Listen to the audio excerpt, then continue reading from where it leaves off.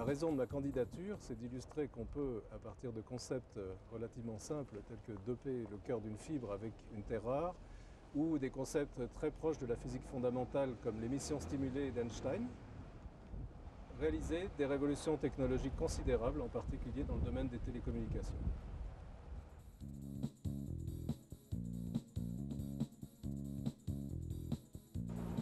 Eh bien, à quoi sert la fibre dopée à l'erbium, sinon à amplifier les signaux téléphoniques et Internet qui sont véhiculés quotidiennement dans le monde entier par les câbles sous-marins.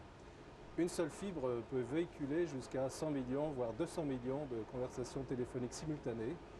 Et ces conversations, ces signaux sont périodiquement régénérés par l'amplificateur optique dopé erbium, ce que ne pourrait pas faire un système électronique.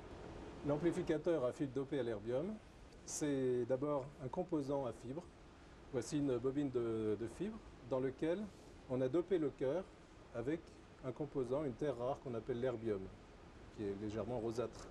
Alors cette fibre est installée sur ce module, vous la voyez ici, avec un certain nombre de connexions. On met dans cette fibre aussi une diode dite de pompe qui va exciter les atomes d'erbium et provoquer, par cette excitation, l'amplification de la lumière par émission stimulée. Alors voici la même version du composant que je vous ai montré, mais qui a été arrangé pour tenir dans un conteneur qui s'appelle un répéteur sous-marin.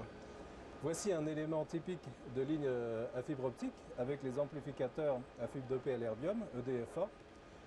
L'amplificateur est placé avant ou après un segment de fibre pour compenser les pertes par amplification optique. Le banc d'essai en question est une liaison de 8000 km dans lequel 150 amplificateurs à l'erbium ont été placés le long de la ligne tous les 40 km. Ce que vous voyez ici, c'est le spectre de sortie montrant une soixantaine de canaux à l'issue de cette propagation sur 8000 km. Les modules à fibre dopée erbium pompés par diode sont placés dans ces armoires à raison d'un tous les 40 km. Ces armoires à gauche montrent des bobines de 40 km qui simulent une véritable liaison transocéanique entre par exemple Paris et New York ou entre San Francisco et Pékin.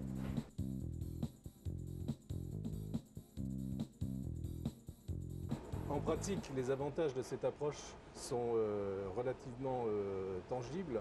Pour l'utilisateur, c'est un temps d'accès quasi instantané au réseau Internet, une qualité numérique qui permet de véhiculer de la voix, des données et de la vidéo avec une très haute fiabilité.